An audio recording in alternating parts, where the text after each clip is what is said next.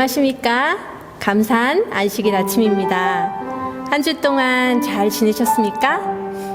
힘든 일들이 있으셨는지요? 기쁜 일이 있으셨습니까? 모든 일들 용서하시는 주님, 저희에게 소망 주시는 주님께 저희의 모든 짐을 내려놓고 이제 예수님을 만나고 힘 얻지 않으시겠습니까? 다 같이 우리 171장 예수는 나의 힘이요를 힘차게 찬양하시겠습니다.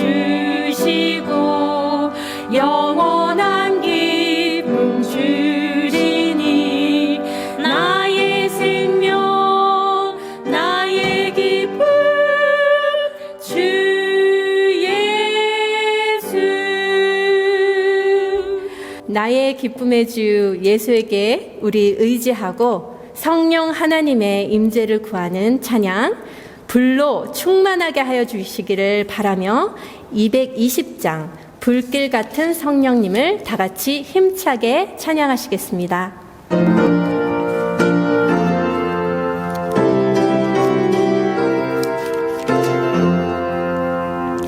불길 같은 성령님 우리 주에 오셔서 주의 영광 보도록 눈을 밝혀주소서. 주의 성령 임하사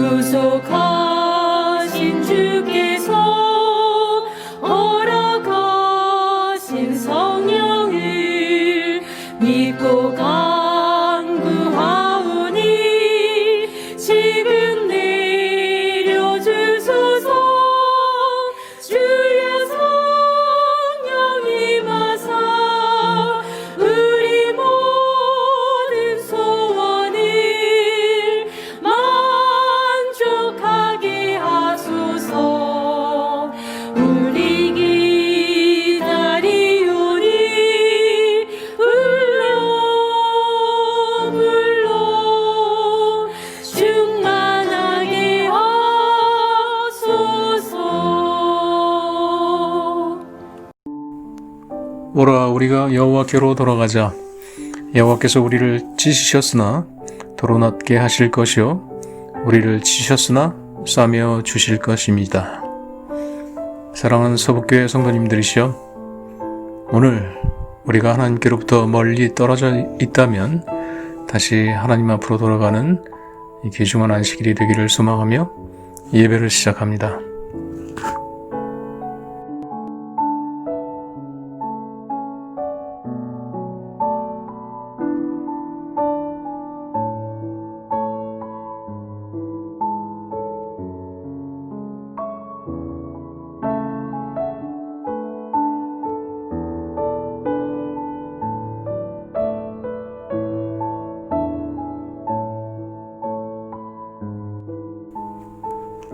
첫 찬미가 27장 영광 나타나시니 다같이 힘차게 부르시겠습니다.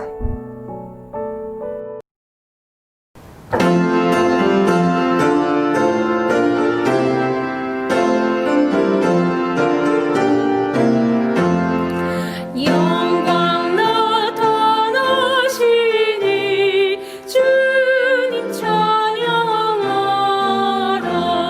성도들은 주 앞에 모두 경배하라. 천사들은 하늘에 보좌 위하늘 주의 사랑 크셔라. 할렐루야.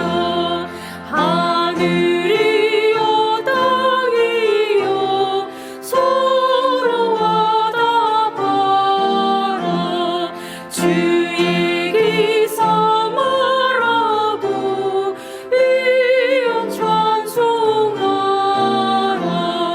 이날이다 이제나 이 땅과 저 땅이 영원토록 주 찬양. 할렐루야.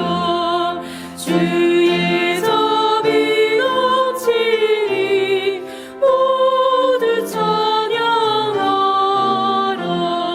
주의 섭리 고마워 모두 찬양하라. 우리 위해 하신 크신 그의 역사, 예수님의 그 산상. 할렐루야.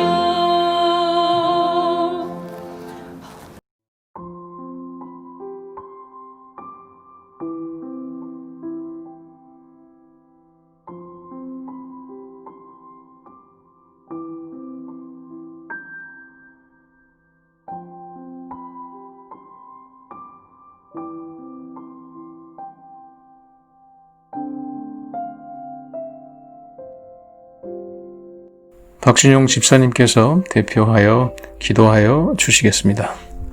우리를 창조하시고 생명을 주시며 죽기까지 사랑하시는 하나님 아버지, 죄로 인해 부끄러워하는 아담과 하와를 만나 주시듯 오늘 이 예배를 통하여 저희들을 만나 주시니 감사합니다. 너희가 전심으로 나를 찾고 찾으면 나를 만나리라는 말씀을 의지하여 이 자리에 나온 하나님의 백성들을 기억하여 주시옵소서. 우리가 하나님 앞에 나오기만 해도 수많은 감사의 조건들이 떠오르게 하시고, 오늘 우리의 삶을 되돌아볼 때 여기까지 인도해 주신 하나님의 은혜를 찬양하는 귀한 예배가 되게 하여 주시옵소서.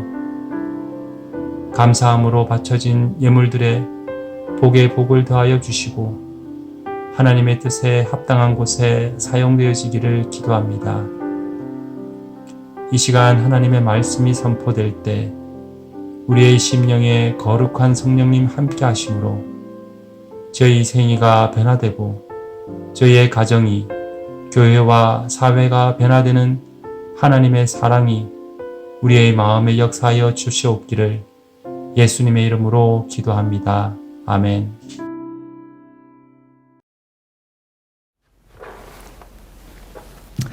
은혜 가운데 평안하셨습니까? 온 세상이 물난리에, 더위 난리에, 그리고 또 추위 난리에 아주 신음하는 날들입니다. 어려움 속에 있는 분들을 위한, 그리고 또 그 지역을 위하여 드리는 우리 성도님들의 기도에 하나님의 능력 있는 팔이 함께 하시기를 축원합니다.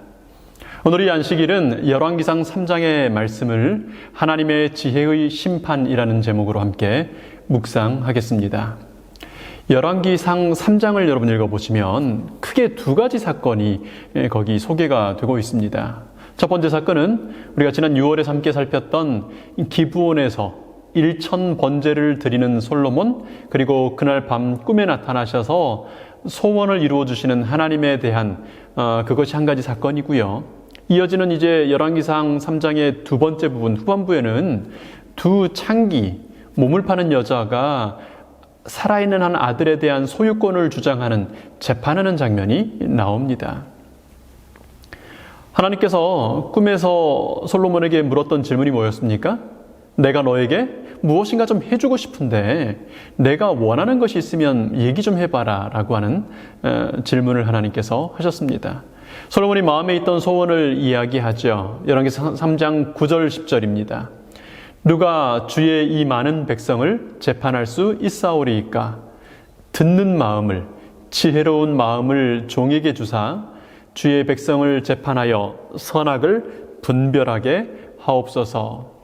솔로몬이 이것을 구하매 그 말씀이 주의 마음에 든지라. 솔로몬이 소원을 말씀드렸고요. 그 소원이 하나님 마음에 딱 들었다고 여기 성경은 기록합니다.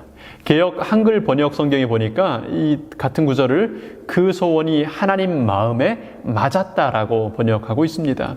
그럼 무엇을 구했기에 그 소원이 하나님 마음에 들었고 하나님 마음과 딱 맞았습니까? 솔로몬이 구했던 것, 하나님께서 참 좋아하셨던 그것이 무엇이었습니까? 뭘 구하는 거예요? 지혜를 구하는 거예요. 듣는 마음을 구하는 것이었습니다. 여러분, 지혜를 구하는 것이, 듣는 마음을 구하는 것이 왜 하나님에게 그렇게 마음에 맞는 일이었을까요? 왜 하나님은 지혜를 구하는 것을 그렇게 좋아하실까요? 그 의미를 지난 6월 13일에 함께 살펴봤습니다. 꼭 필요하시다면 우리 유튜브를 통해서 다시 한번 좀 확인하셔도 좋을 것 같습니다. 솔로몬의 소원이 가지는 좀 그 의미를 좀 깊이 이해할 필요가 있을 것이라고 생각이 듭니다. 하나님의 마음에 들었던 지혜를 구하는 그 기도의 의미를 말입니다. 여러분, 하나님 마음에 맞는 삶, 하나님 마음에 드시는 그런 삶을 살기를 원하십니까? 그래서 하나님께서 우리의 구하는 것 이상으로 더 많은 것들을 주셔도 좋을 만한 복받은 삶을 살기를 원하십니까? 솔로몬의 기도를 깊이 이해할 수 있게 되기를 바랍니다. 그럼 솔로몬이 하나님께 받은 그 지혜, 하나님께서 주셨던 그 지혜, 본인이 구했던 그 지혜를 가지고 뭘 했었습니까? 물론 평생 지혜롭게 살았겠죠. 말 한마디, 행동 하나가 지혜로운 사람이 됐겠죠. 그러나 성경은 하나님의 지혜를 받는다는 게 무엇인지, 하나님의 지혜를 가진 사람의 삶이 무엇인지를 설명하기 위하여 열왕기상 3장의 지혜를 구하는 솔로몬, 지혜를 주시는 하나님의 모습, 그리고 그 3장 후반부에 가면 하나님의 지혜가 있을 때 어떤 삶을 살게 되는지를 거기 기록하고 있습니다. 두 창기의 아들이 있었는데 한 아들이 죽죠. 그래서 두 창기가 다 아들을 가지고 있었는데 하나이는 죽고 하나이는 살아 있습니다. 그 두 창기가 왕에게 호소하는 사건이 열왕기상 3장 후반부에 있는 이야기입니다. 문제는 두 여인이 다 죽은 아들은 내 아들이 아니고 산 아들이 내 아들이라고 두 여인이 다 그렇게 호소하는 것입니다. 하나님의 지혜를 받은 솔로몬은 그 사건을 잘 해결해 냅니다. 그 판결의 결론을 열왕기상 3장의 이제 마지막 절 28절은 이렇게 기록하고 있습니다. 온 이스라엘이 왕이 심리하여 판결함을 듣고 왕을 두려워하였으니 이는 하나님의 지혜가 그 속에 있어 판결함을 봄이더라. 여러분, 온 이스라엘이 알게 됐어요. 이 판결은 단순히 왕이 똑똑하거나 이게 아주 정치력이 훌륭해서 내린 결론이 아니다. 하나님께서 우리 왕에게 지혜를 주셨으므로 하나님의 지혜로 내린 판결이다. 여러분, 솔로몬이 구했던 지혜, 하나님께서 주셨던 그 지혜가 했던 일이 무엇이었습니까? 열왕기상의 기사는 왜 하나님께서 솔로몬에게 지혜를 주셨다, 혹은 그 하나님의 주신 지혜로 어떤 일이 있었다고 기록하고 있습니까? 재판을 하는 지혜를 주셨다고 기록하고 있습니다. 심판을 위한 지혜예요. 판단을 위한 지혜를 주셨다고 기록하고 있습니다. 사실 솔로몬 자신도 아까 우리 기도할 때요, 제게 지혜를 주십시오라고 기도할 때 이렇게 기도했었어요. 지혜로운 마음을 종에게 주사 주의 백성을 재판하여 선악을 분별하게 하옵소서. 솔로몬의 기도를요, 지혜를 구하는 것은 하나님 마음에 맞는 거다. 그러니 학생 여러분, 지혜를 구하세요. 사업하시는 분, 지혜를 구하세요. 지혜를 구하시면 하나님이 좋아하십니다. 이렇게 해석하시면 뭔가 좀 부족함이 있는 것입니다. 본질을 놓치는 것이에요. 하나님께서 전지하시고 지혜로우시다고 할 때 하나님의 지혜가 우리 인생들에게 가장 큰 영향을 끼치는 분야가 어떤 분야일까요? 여러분, 하나님께서 지혜로우신 분이라는 사실이 나와 무슨 상관이 있겠습니까? 반면에요, 하나님께서 지혜롭지 않으시다면, 전지하지 않으시다면, 모든 것을 알지 않으신다면, 하나님도 모르시는 것이 있고 하나님께서도 이해하지 못하시는 영역이 있다면 가장 문제가 되는 부분이 뭘까요? 심판이죠. 재판은 하나님의 지혜가 반드시 요구되는 분야입니다. 재판은 복잡한 것이죠. 그래서 법을 달달 외우고 평생 그 일만 하던 판사들도요, 중요한 재판 앞에 서면 세 사람이 함께 협의해서 판결을 합니다. 사건 하나를 때로는 몇 달을, 때로는 몇 년을 그거를 연구하고 또 연구하여 겨우 그렇게 제 결론을 만들어 갑니다. 때로는 검사의 도움을 받고 때로는 변호사의 도움을 받아서 치열하게 논쟁을 통하여 한 결론을 만들어 가죠. 그래도 나중에 보면 엉뚱한 정말 무죄한 사람을 죄인을 만들어 놓는 일도, 혹은 또 정말 죄인을 무죄하다고 풀어주는 일도 있는 것이 재판이기도 한 것입니다. 여러분, 지난 6,000년간 살아왔던 수천억 명에 넘는 그 인생들, 그 사람들 한 사람 한 사람의 사정을 아시고 공의롭게 재판하셔야 하는 하나님께 가장 필요한 게 뭘까요? 지혜입니다. 우리 하나님께서 지혜로우신 하나님, 전지하신 하나님이라는 사실은 그래서 우리에게 참 복된 사실인 것입니다. 여러분, 심판하고 판단하는 일, 재판하는 일은 꼭 하나님만 하셔야 하는 일일까요? 우리가 인생 좀 살아보면 또 알게 되는 것들이 있지 않습니까?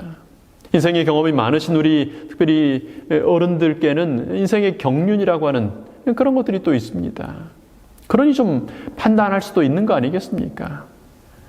오늘 열왕기상 3장의 이야기는 우리에게 이런 메시지를 주고 있는 것입니다. 우리 잠깐 그 재판을 잠깐 보실까요? 재판 얘기 중에 열왕기상 3장 18절부터 있는 말씀을 좀 보겠습니다. 한 여인이 이렇게 얘기합니다.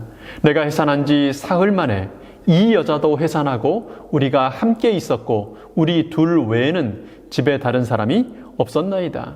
그런데 밤에 저 여자가 그의 아들 위에 누움으로 그의 아들이 죽으니 그가 밤중에 일어나서 이 여종 내가 잠든 사이에 내 아들을 내 곁에서 가져다가 자기 품에 누이고 자기의 죽은 아들을 내 품에 뉘었나이다.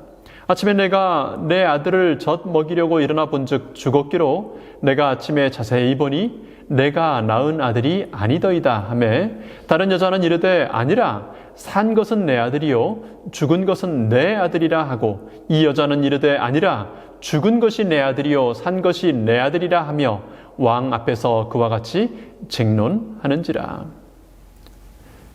여러분 3장 이 이야기 끝까지 여러 번 읽으셨고 또 들으셨죠. 잘 하시는 얘기지 않습니까?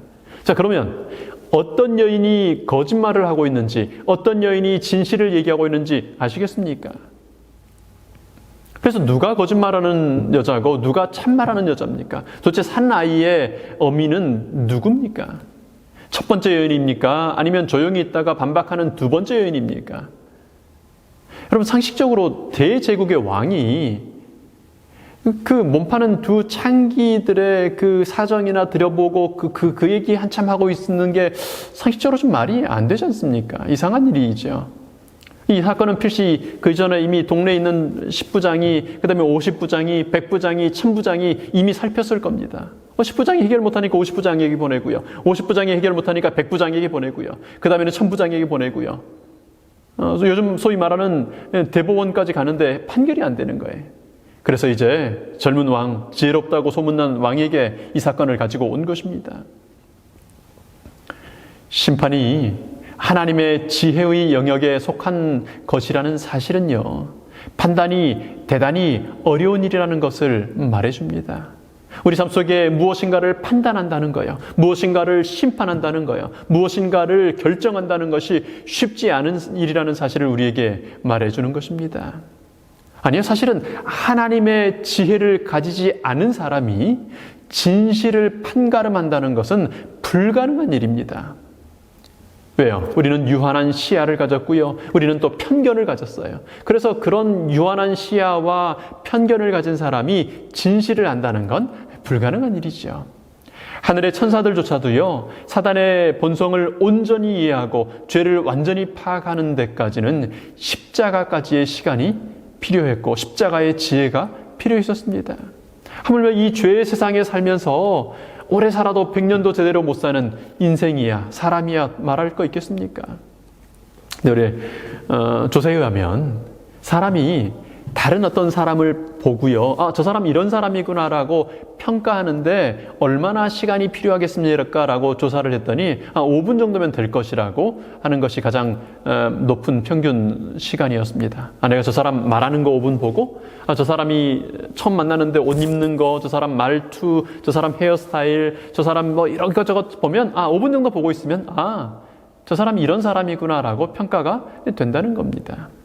근데 반대로 그렇다면 다른 사람이 당신을 제대로 판단하는데 얼마나 시간이 필요할 것으로 생각됩니까? 라고 질문했더니 이번에는 사람들이 최소한 몇 주의 시간은 필요하다라고 답을 하는 게 가장 많은 응답이었습니다.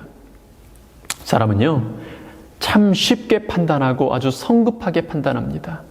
나는 그렇게 판단받고 싶지 않으면서 남을 판단하는 일은 대단히 빠르게 하는 것이 사람입니다.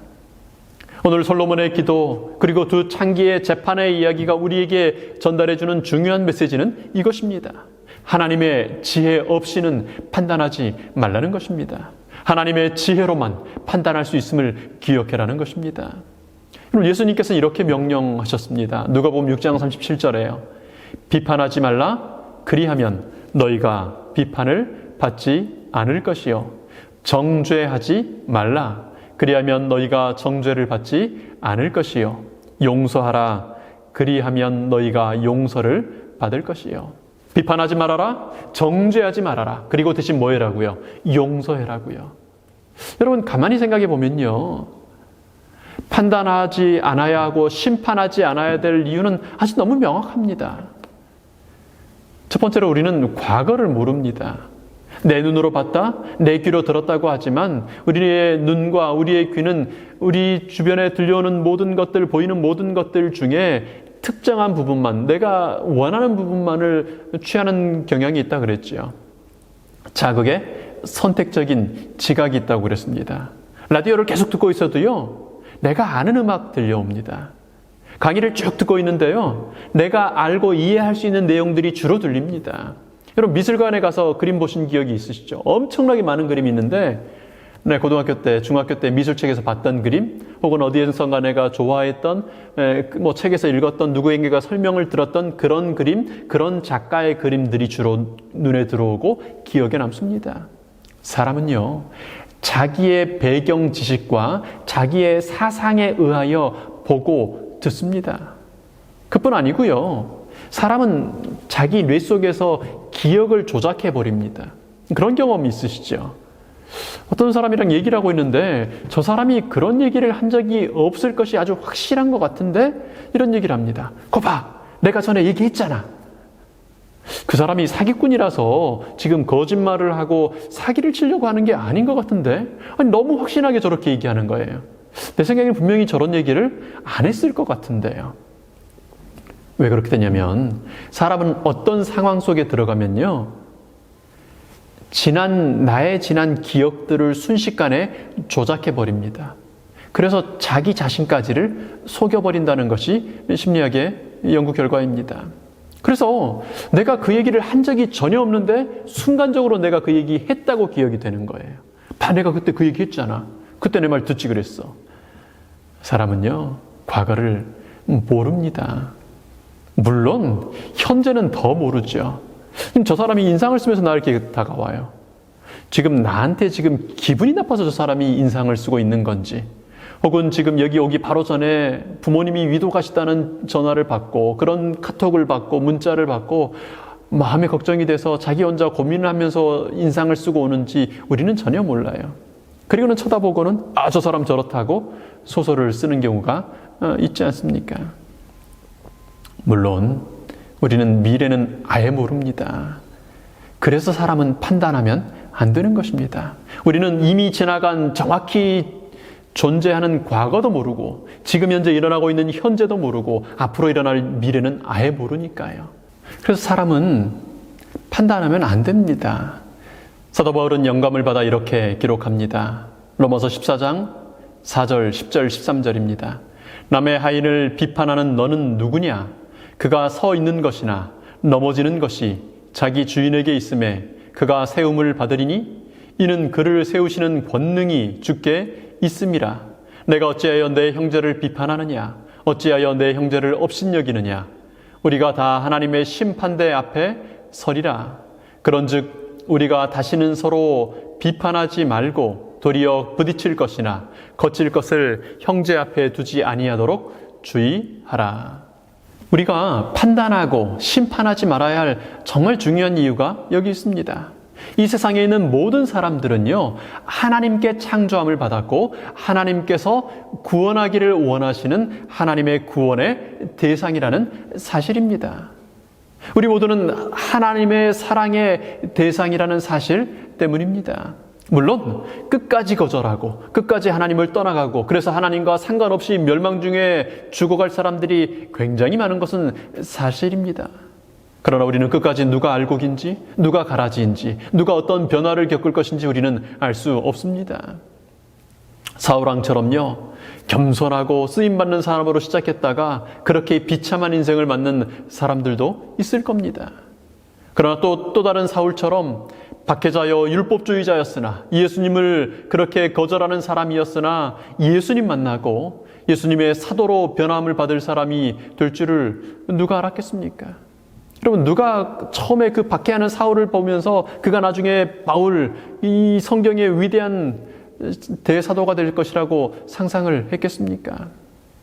나는 저런 인간 모른다고 욕하고 저주하기를 3번이나 반복하던 시몬을 여러분이 그날 밤에 만났다면요, 그 시몬이 베드로가 되어 하나님 나라의 큰 기둥 같은 역할을 하게 됐을 것이라고 상상이나 할 수 있겠습니까?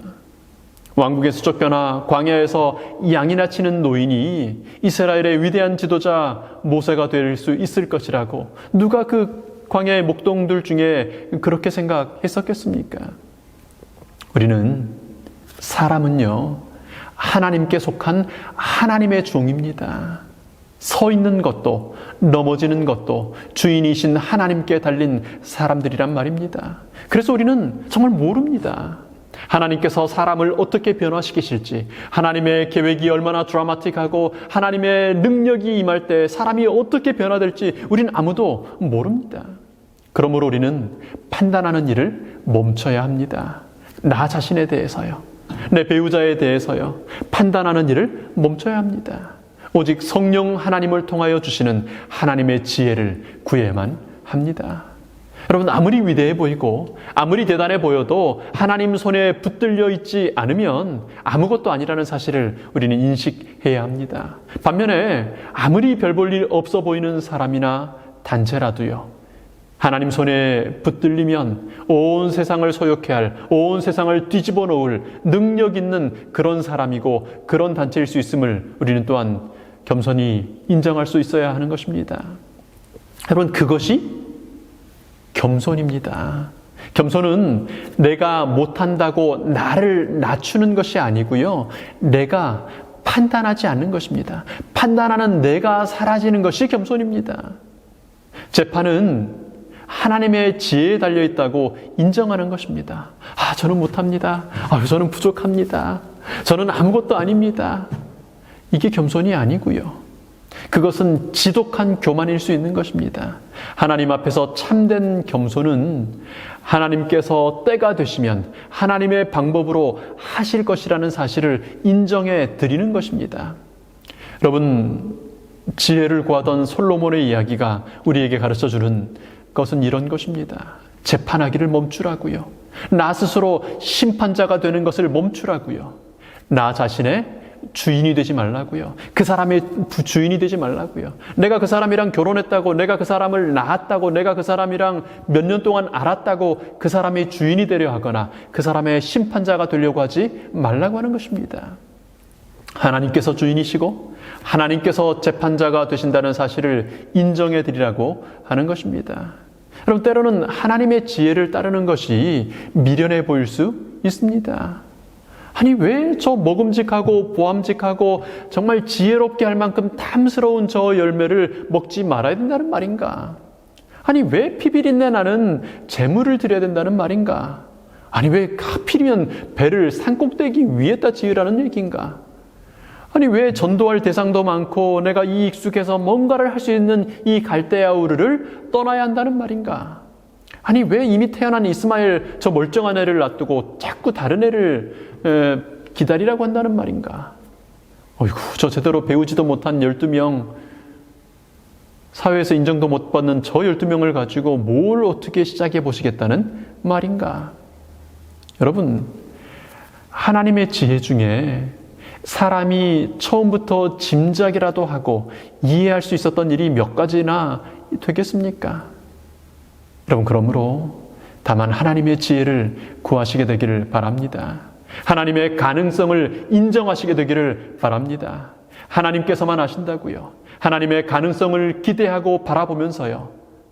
그렇게 쳐다보면 가능성이 열린 사람들이 얼마나 많은지 모릅니다. 추수할 알곡들이 정말 많다는 것을 인정할 수밖에 없는 것입니다. 아무도 믿어주지 않던, 아무도 인정해주지 않던 사마리아 우물가의 그 여인을 인정해주고 그와 대화해주던 예수님처럼요. 십자가의 강도를 믿어주시고 그에게 기회를 주시던 예수님처럼요. 목이 곧은 제사장의 허다한 무리들을 끝까지 기다려주시던 그 예수님처럼요. 여러분, 우리가 그런 믿음으로, 우리가 그런 지혜, 하나님의 지혜를 향한 인정함의 기다림으로 그렇게 누군가를 쳐다본다면요. 여러분, 특별히 여러분 자신을, 나 자신을 그렇게 쳐다봐 준다면요. 여러분, 기적이 일어날 겁니다. 기적이 일어날 겁니다. 여러분, 판단하지 마시기 바랍니다. 하나님께서만 심판자이심을 믿으시기 바랍니다. 하나님만 판단할 지혜가 있는 분이심을 인정해 주시기 바랍니다. 어린 아이와 같은 단순함, 그런 겸손이 우리에게 있기를 정말 기도합니다. 하나님의 지혜를 구하는 겸손이 있기를 바랍니다. 여러분, 솔로몬이 하나님의 그 지혜를 받았을 때 어떤 일이 일어났습니까? 어머니는 자기 자식을 돌려받을 수 있었어요. 사람들은 진실을 볼 수 있었고요. 거짓말하는 사람이 누군지, 참말하는 사람이 누군지가 분간될 수 있었습니다. 그 아이는 참 어머니의 품속에 평생을 쉴 수 있었습니다. 우리가 하나님의 지혜를 받을 때요, 하나님의 지혜를 겸손히 구할 때 사람을 살리는 능력이 임하게 될 것입니다. 사람들은 진실을 보게 될 것이고 참 안식을 얻게 될 것입니다. 그렇게 사람 살리는 지혜로운 하나님의 사람들이 되시기를 축원합니다. 하나님의 지혜로 겸손한, 하나님의 지혜로 하나님께 영광 돌리는 하나님의 백성들이 되시기를 축원합니다. 우리 함께 하나님의 지혜를 구하는 찬미 함께 하실까요? 내 영혼에 햇빛 비추니, 우리 찬미가 404장을 함께 찬양하시겠습니다.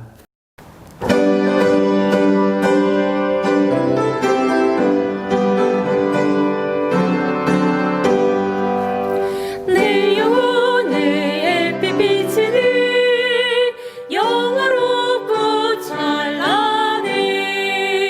이 세상의 어떤 빛보다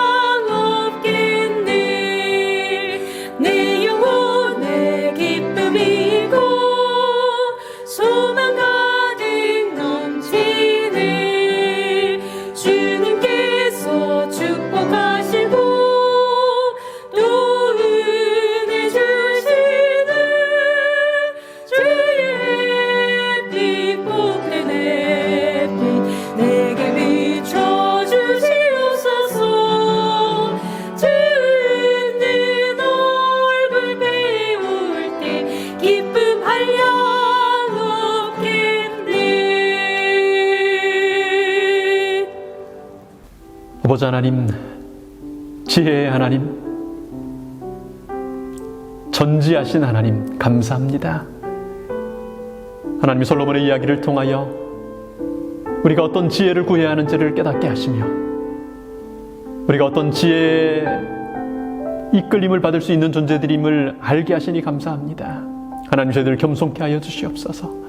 저희들 스스로는 아무것도 판단할 수 없고 판단하면 안 되는 존재라는 사실을 기억하도록 인도하여 주시옵소서. 그러나 저희에게 참으로 지혜로우신 하나님 계시다는 사실, 우리가 지혜를 구할 수 있는 하나님이 우리에게 계시다는 사실을 또한 기억하도록 하셨으니 감사합니다. 이제 하나님의 지혜를 구합니다. 참으로 이 인생들을 아버지이신 하나님께 연결시킬 수 있는 우리 하나님 아버지 앞에 참 자녀들을 이끌어 인도할 수 있는 하나님, 그런 지혜를 저희에게 허락하여 주시옵소서. 그래서 사람의 눈으로 보고 사람의 귀로 듣는 그런 판단이 아니라 하나님의 지혜로 받는 판단, 하나님의 지혜로 보는 그런 판단을 하는 저희들 될 수 있도록 아버지, 저희들을 지혜로 이끌어 주시옵소서. 그래서 하나님께서 가능하시다 하실 때 아멘하게 하시며 하나님께서 보시는 대로 저희도 보는 그런 영적인 지혜로운 시야를 갖는 저희들 되도록 인도하여 주시옵소서. 추수할 것이 참 많다고 하시니 때 하나님의 시야로 볼 수 있는 지혜로운 저희들 되도록 인도하여 주시옵소서. 하나님, 그래서 하나님의 지혜를 받은 저희 때문에 살아나는 사람들이 많도록, 구원받은 사람들이 많을 수 있도록 주님, 저희들을 사용하여 주시옵소서. 이제 하나님의 지혜를 구하기로 결심한 주의 백성들 위해 우리 아버지 하나님의 사랑과 그리스도로 신 예수님의 은혜와 성령 하나님의 감동하시고 지혜 주심이 주님 오시는 그날까지 함께하기를 예수님 이름으로 축원하나이다. 아멘.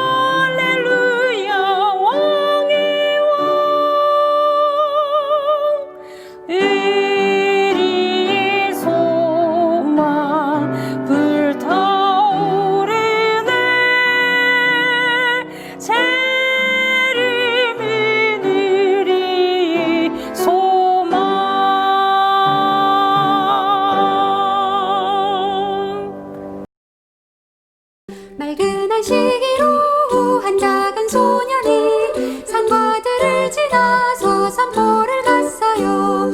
토끼가 깡총 뛰고 햇빛은 반짝, 작은 물고기들은 헤엄쳐 놀아요.